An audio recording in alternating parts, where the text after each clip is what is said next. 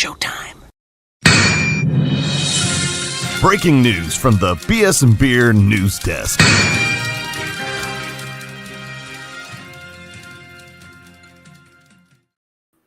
Yes, sir. The Beer Chaser. We are back. What's up? I'm Dale. We got B-Train with me. What's up, B-Train? What's up? Glad to be here again. Yes, sir. Closing out the preseason. The Saints fall to the Texans 17-13.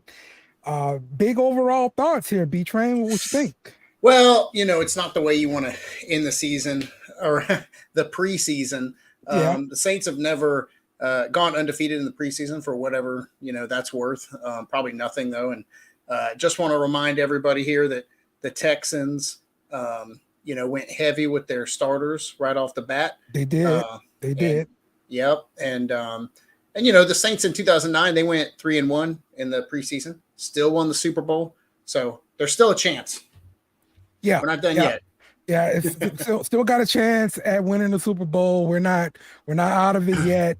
So everybody come off the ledge, please. If anybody was on the ledge because of this game, then they really need some help. But a good opportunity for some of these guys on the bubble, to make one last chance at an NFL roster. It'll be really interesting to see what happens over the next couple of days. Yep, for sure. Well, I'll be interested to see if they start the cut downs right away. With Tuesday's the deadline, right? Yeah, and I'm just so used to over most of the past couple of decades, right? Like Sean Payton always waited till the last second to do anything. Mm-hmm. Whereas you hear about other teams that have played their last preseason game over the past few days, and they're already letting guys know. Right. So, yeah. I don't know how close to the chest the DA is going to hold it. Yeah, starting to see some of those cuts come through on Twitter and everything like that. Let's look at this game, man. Again, Texans 17, Saints 13. Last week we talked about a lot of penalties, and this week the Saints, they had 2 penalties, 15 yards. Texans 5 penalties, 45 yards. So they fixed this a little bit. What you think, B-Train? Yeah, I agree. It's funny. I didn't even really think about that much until after the game that it looked a little uncharacteristically clean for a Saints game. And it looked like the refs were doing a lot of adjustments and stuff too, just to try to get ready for the season. So I am a little surprised on that. And I don't know if that's just a function of them just kind of that crew letting the guys play, or if DA really made that a big point of contention over the last week. I really hope it's the latter, because that has to get cleaned up. Well, that was interesting seeing the referees kind of shift places later in the game and go down to 6 referees versus 7 or whatever, or 5 versus 6, whatever it was. My assumption is that was an inject they had in order to kind of stress test the system, and because sometimes that happens.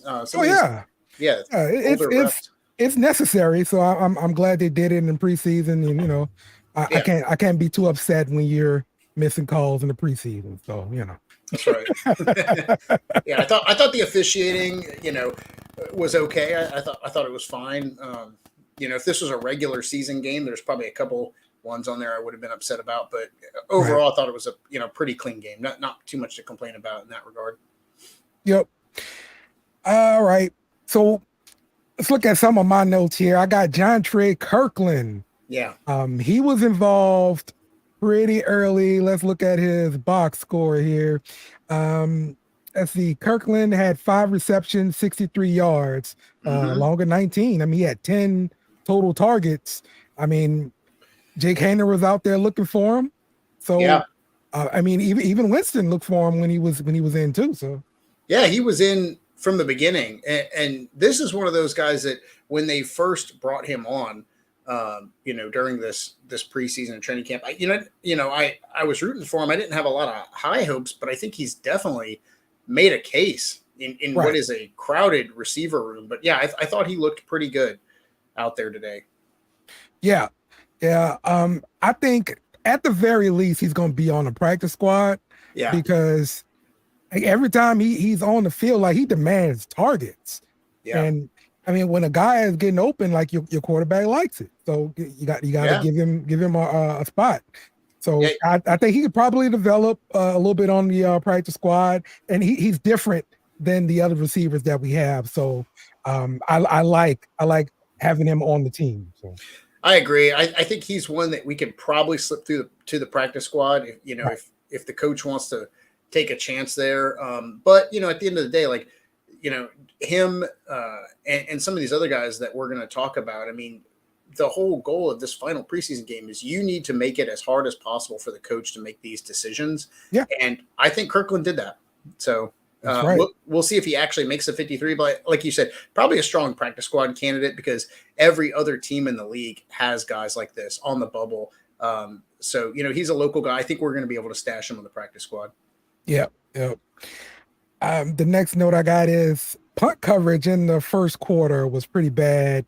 I'm thinking about this return Tank Dell had for about 26 yards.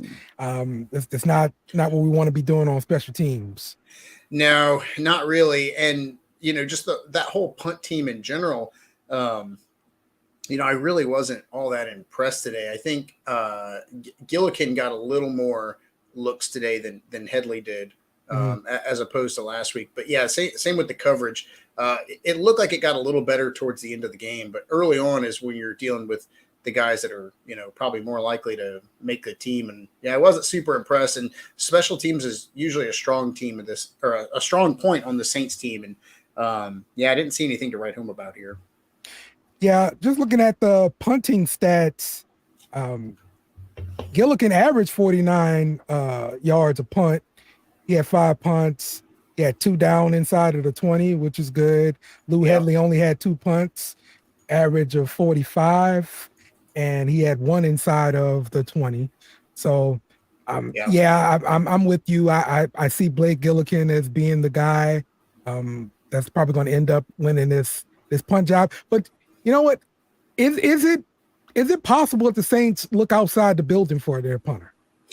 I wouldn't be surprised because Gillikin a couple years ago looked great. I mean, so good that we were willing to part ways with one of the heroes of Saints lore, Thomas Morstead, to keep him. And then last year, not as great. And, so far this preseason, nothing spectacular. Like, he's probably beaten out Lou Headley. But neither of them has looked all that great. I don't know that they go outside the building. And to be honest, I haven't looked at a lot of other preseason punters, but I know that the Saints staff does that. And in an area where, the Saints haven't necessarily impressed. They could easily take from another team. Like we'll probably talk about later, our place kickers. We got a good battle going on there, and one of them's got to go. So there's probably another team out there that's got 2 good punters. Yes, exactly. Yeah, no one's carrying 2 punters, so someone's going to slip through the cracks. Exactly. Hey, we'll give you a kicker for a punter. Yeah, look us up. You know what? I feel like it used to be more common that guys could do both. Kicker and punter. Save a roster spot there. You don't see that anymore, though. Yeah. Back in my day, showing our age here. I want to say this was a college game I watched yesterday, but I think the kicker got injured or something, and like the punter had to come in and kick off, and like dude was like, "Look, I don't know what I'm doing here." All right. Hey, to me, that's crazy because it's like, look, they should be practicing both just in case, man. I mean, I thought that was the standard. I thought so too. But whatever. These guys are professionals, so maybe they're honed in on that one thing, Yep. So we got a comment in saying Sean Payton said he wants whoever doesn't stay in New Orleans between Groupie and Lutz. All right, pay up. What do you got? What do you got, Sean? Look, we've seen firsthand what he's willing to give away for stuff. So now maybe we can be on the receiving end of it. So that'd be nice. You know what? Yes. Give up that 5th round pick or 4th round pick you don't care nothing about. That's right. Yeah. Now Denver fans get to see what that's like. But I don't know. Yeah, that I could see that. I could see Sean wanting to trade for one of the kickers, and both of them are good. Right. But I don't see for a kicker, man, like someone is going to get cut here in the next 48 hours. Like I don't think he's going to give up much more than a 7th round. But if we could get a 6 out of him, I'd be happy. 5th, I wouldn't even know what to do with myself. That'd be crazy. But I could see Sean doing it. Yeah, he would, because he just aggressive for no reason. I'm telling you. Yeah, like that time he traded what was it, a 6-rounder to get that dude that said he was gonna Tommy Stevens. Stevens, yes. Yeah, he told him, he's like, hey, I'm gonna sign with Carolina. So he says, I don't think so, pal. Yeah, that's how petty he is. He's petty. He's petty as hell, dude. We just got to start a rumor. We got to start a rumor out there that another NFL team is interested in taking one of the kickers. That's right. Yep. Bobby, we thought about that. Trading to Denver for that extra punter. So 1 for 1. Yeah, just a straight up.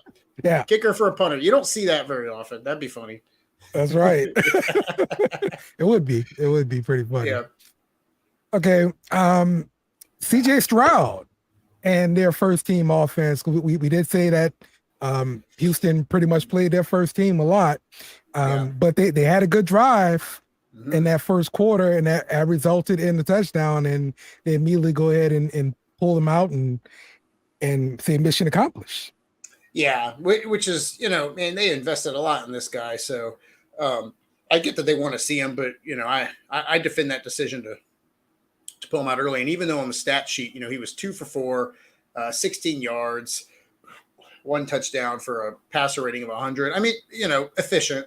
We didn't see a lot of them, but from what we did see, I thought he looked fine. And, again, he was up against a lot of our second string defenders. So what I was kind of hoping to see, what I thought would have been a really good sign for our depth is if our, backups could kind of contain the rookie. Exactly.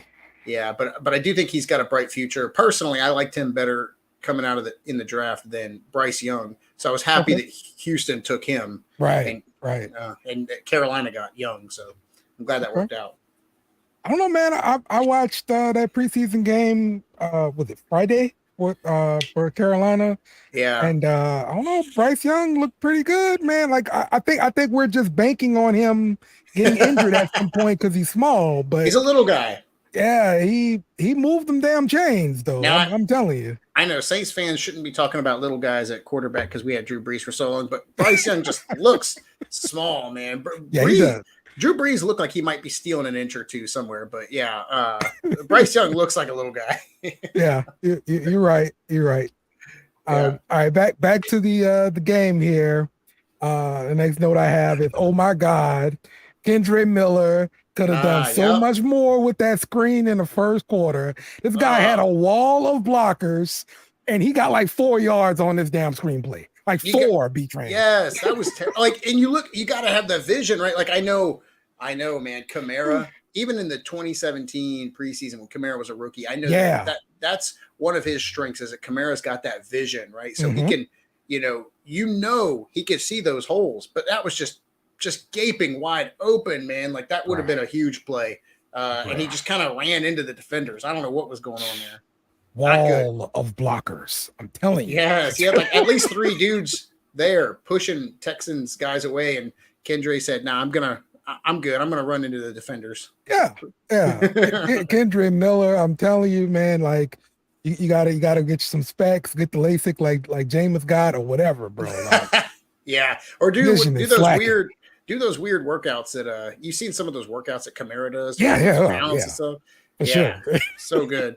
And this guy came in, look, maybe I'm a hater, but he came in day one saying he was going to replace Kamara and everything. He was talking smack, bro. You got to back that up, bro. You got to back it up. Now, look, maybe he'll come around. I don't know. It's obviously it's preseason, 3 games in of preseason. That's it. But yeah, not off to the best start. Yeah. We're just talking about vision at this point. That's right. He's got Ray Charles vision out there. Man, not good right now. That's funny. Shoot. All right. Jimmy Graham. Yes. This guy is definitely on the team. Yeah. Winston targeted him early on. I mean, you got him posting up in the red zone, catching touchdowns. That was a beautiful, like that touchdown he got. They knew it was coming. You could see it from 100 miles away. The defender tried to stop it, and Jimmy said, "Nope, that's mine." And nothing you can do about it. He's just too big. That's right. That was so good. I'm so excited to see what he brings. In the regular season, like even if he's not, putting up over 1,000 yards a season, like just knowing that he's a target in the red zone is going to be so exciting to watch. He's got something left in the tank. So listen, when we signed him, I immediately thought it was a 1-day contract. Yeah, he's gonna retire in New Orleans. Hey, good job, Jimmy Graham. We appreciate you. We love you. That's what I was ready for. Okay. Yeah, and I would have been happy with just that because that's kind of what I expected. But I did not expect him to actually play, and I've been I'm really really happy that he's here to do that. Because someone on I think Saints Report posted that they saw him out in town, having dinner with someone, and that's kind of the conclusion everyone had. Yeah, 1-day contract, but nah, man, he's out there to score. Period. Right. Finish strong. It's amazing, which is going to kind of make it hard on DA to kind of figure out the 53 because you got a special spot for Graham, but you need tight ends that's going to just do some dirty work too. So I mean, look, we got a lot of tight ends right now that aren't really tight ends. Let's be honest here. So somebody's got to be a tight end.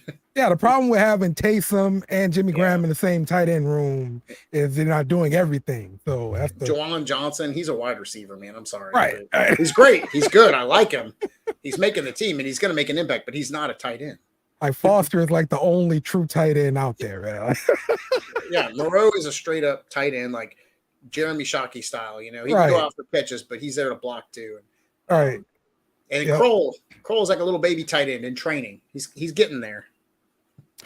But okay, so the next point I got is about the fullback. Now maybe that's the place where we find his roster spot. But the plays I saw from Prentice, man, he was running the ball like a halfback, looking pretty good out there.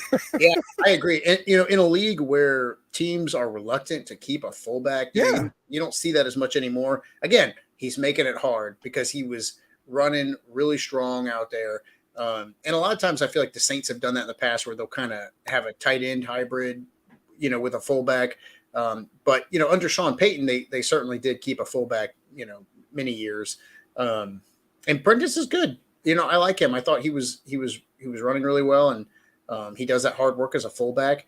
So I don't know, man. That's gonna be tough. That's gonna be tough to cut him.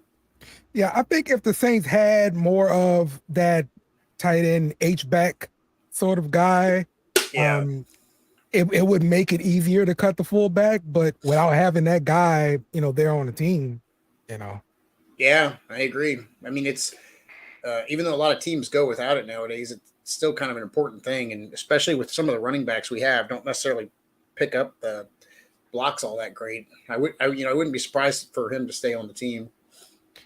If Lucas Kroll was more Josh Hill like, he would definitely make the team. But I mean, his stats today. I mean, he had 7 receptions, 106 yards. 15 damn targets. I mean, Jake Haener. My God, bro, throw the ball to somebody else, please. I agree, man. I think that was intentional, and even the broadcasters were picking up on that. Like, this is a guy that's fighting for his life out there, and he got a lot of targets towards the end. And I don't think that it's just because Haener likes him. I think that DA was calling up plays for him to try to give him an opportunity, and. I walk away with this with, no more certainty than I had before the game. Like he had over 100 yards. He looked good when he made some catches, but there was still some drops in there and everything. So again, it's just hard to say because they had such weak O-line play towards the end that Haener was running around for his life. If I had to guess right now, does Kroll make the team? I would say but that's a crowded tight end room. Yeah. we really need to do this damn roster breakdown. That's what we need to do. I know, but here's the thing. I would say that there's like 60 something guys making the team. Like, right. Getting it down to 53. Like, hey, that's why DA gets paid the big bucks to make these hard decisions. Exactly. Yeah. Oh man. I didn't notice too much from Pete early on. I know he played early, but so I'm guessing, hey, if I didn't notice him, he played pretty well. I didn't see any bad things from Craig about Pete in our chat. So I was gonna mention that actually, that at one point the broadcasters stated, they said, all of the Saints starters today are resting except for Andres Pete. And I'm like, well, if you're the only guy that's not resting, then are you really a starter? What does that say about you? And I like Pete. I always have. I feel like he's had a lot of haters his entire time with the Saints. But yeah, I have always liked him. I think this has been a tough preseason for him. But he looked okay today. But again, he's playing against mostly backups. But I do think that the conventional wisdom probably suggests that they're going with Hurst for that starting left guard spot. But I mean, if Pete's your backup, then you could do a lot worse than that. But I don't know what's going on there, Yeah. I've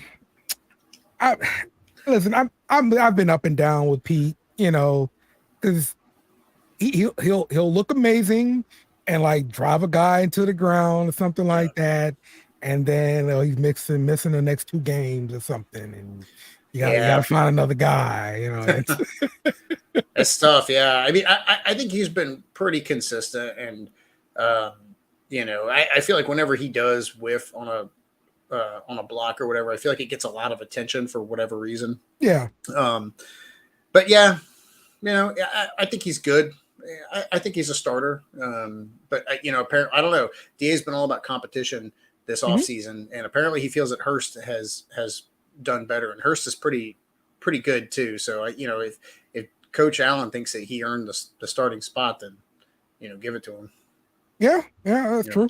I mean, Pete's definitely going to be active on game days if he is not a starter. So I'm still fine with that. Look, offensive linemen get hurt all the damn time.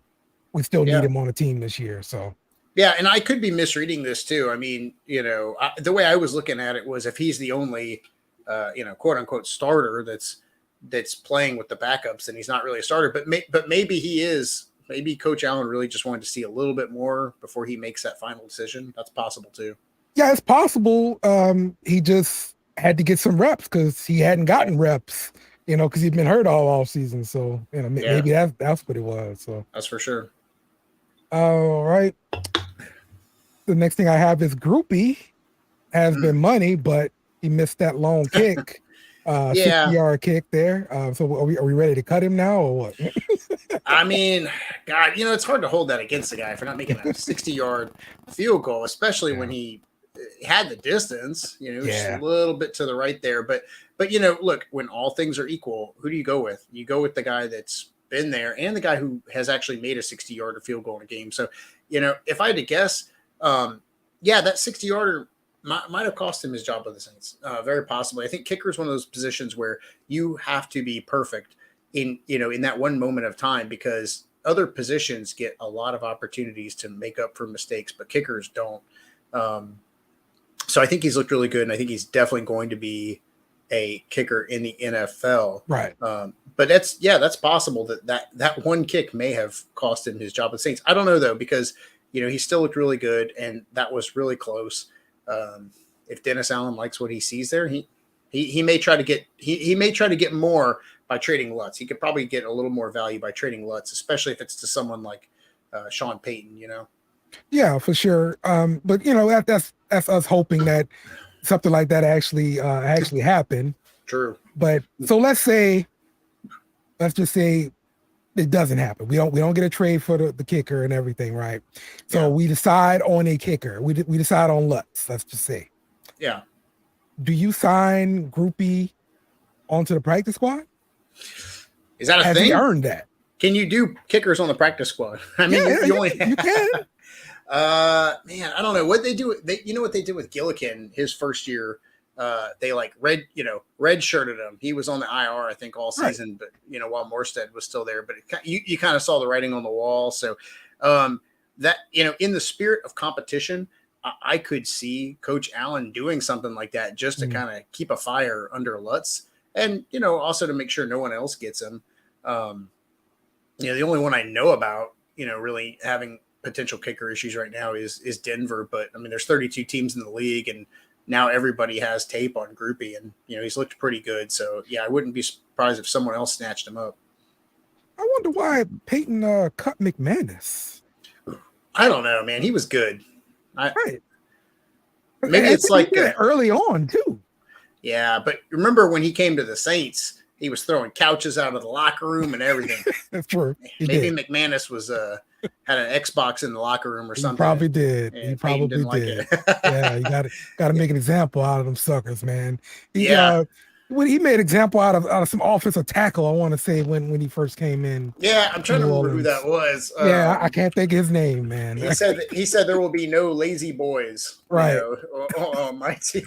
That was like the best offensive tackle we had too. Yeah. God, who was that? I'm trying to look it up right now. Oh, it was Wayne Gandy. Wayne Gandy, that's right. He made a big deal in his book after they won the Super Bowl. The home team, whatever the memoir that Sean Payton wrote was. That was kind of like his thesis statement. He's like, he rolled in there, saw Gandy had a lazy boy recliner in the locker room, and he said, "Nope, that's gone." He said, "There's not going to be any lazy boys on this team." All right, let me see. They got some kind of article here for Peyton cutting McManus. Let's see, consistency, what you're looking for. The best interest of the team, of course. A lot of time and money. What your musts are. Okay. Avoided a $3.6 million salary. That's what it was. Yeah, that's what it is. But you know what, man? Like, that is weird because that's chump change in the NFL, and I get it that for kickers maybe that's expensive, but like they're guaranteeing you points every game, and McManus has always been pretty good, man. I'm trying to look up his long. He's had some long. Yeah, he had a 61. Yeah, he had the record for a minute because because kicking in Denver. So yeah. But let me see what his accuracy is. He's got 81% accuracy. Yeah, that's pretty good, man. Yeah, it's pretty good. I see no reason that this guy should have been cut. So yeah, I said it when he made the move, but like once you get into that place of not trusting your kicker, how do you ever get back there? Like, well, yeah, and man, Sean was always like that though, except for let's see, there was a couple guys like Hartley. He gave him kind of a pretty long leash, and then Lutz, he kept him around for a bit. But if you in between those two, man, he was going through kickers pretty rapidly, and he was pretty unforgiving, man. Remember, I think they drafted a guy. What was his name? Hawker, right? Well, there was Hawker and Hopkins that they kind of went back and forth. Millhalf from Melhalf or whatever. Taylor Melhalf. Yeah, that's right. Taylor Millhalf. That's right. Yeah, and he missed an extra point, and Sean cut him the next day in his rookie year. But that's what gave us Lutz. Yeah, and that was I think in 2008. So and then obviously in 2009. I'm sorry, I said Lutz. I've been drinking. It was Hartley, Garrett Hartley, but obviously he was a huge part of our Super Bowl year. So it worked out. So yeah, I would definitely use a roster. I mean, I'm sorry, a practice squad spot on Group B if he clears waivers and everything. I'm bringing him back. Yeah. I mean, I agree. There's probably only a handful of dudes that I really want to see on the practice squad, and they're mostly in that wide receiver category. So if they could slip him through to the practice squad, I'd be all for it because you never know what's going to happen to Lutz. Either maybe he starts getting shaky or he gets hurt or whatever, and then you got a dude that right there in the room. Yep. All right, last little note I got here is Foskey, MIA. Let me see if he made anything on the stat sheet at all. He had a sack. He had a sack early on, but it was in that moment I was like, oh, good, okay, we're seeing some progression here. But then after that, man, you're right. just disappeared. You're right. That was a sack he shared with what's his name, Roach? Lolo. No, the sneaky athletic guy. Yeah. You know what I'm talking about? Yeah. 42, right? Lalos. Yeah, Lalos. Yeah, they split a sack there, but yeah, after that, MIA disappeared. I don't know what happened to that guy. I don't know if he didn't care or if he just doesn't have the talent, but I'm over this drafting Notre Dame guys. No more. Yeah. Done with that. Yeah, so they credited him with that one sack, tackle for loss, of course, and the quarterback hit. So yeah, no other tackle or anything like that on the stat sheet. So and it's a second round pick, man. I get it. It's early, but when you get drafted that high, the expectations are pretty high, and I think a lot of people were excited about him as a draft pick. And look, I understand it's early, but that's kind of what we do as fans. We have to dissect this stuff. Right, exactly. Yeah. Hey, your guy Nick Anderson, he got 3 tackles and a pass break up there. Yeah. Has he done enough to get on the practice squad?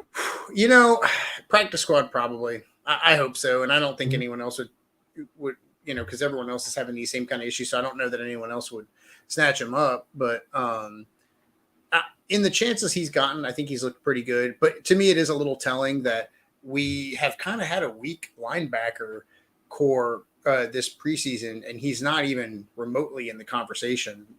And they brought in Jalen, and he looked pretty good last week. So I would love to see Nick Anderson get onto the practice squad. The guy's a very strong leader. He was a big part of Tulane's historic year last year. So just keeping him on the team, even if it's in the practice squad, I think would be really valuable to the team. But yeah, he's probably not going to make the 53.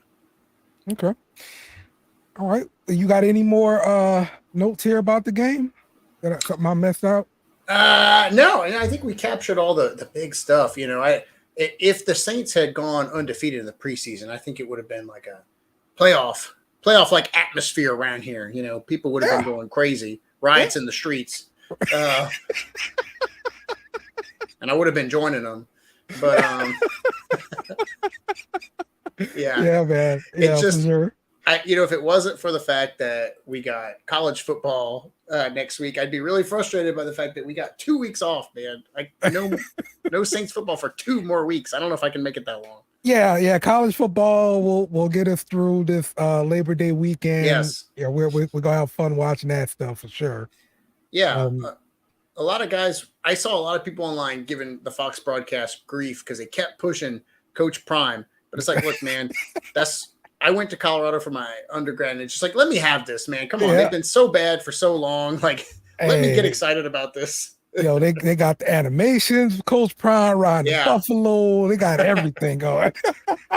But yeah, well, at least we'll have a lot to entertain ourselves with college football next week. And then, we got all the cuts and roster moves that are going to kind of happen this week. And then, before we know it, we'll be talking injury reports for the Titans game and everything. Yep. Hey, the week's coming up. We got fantasy football drafts happening. Yes, sir. College football happening. Look, it's football is back.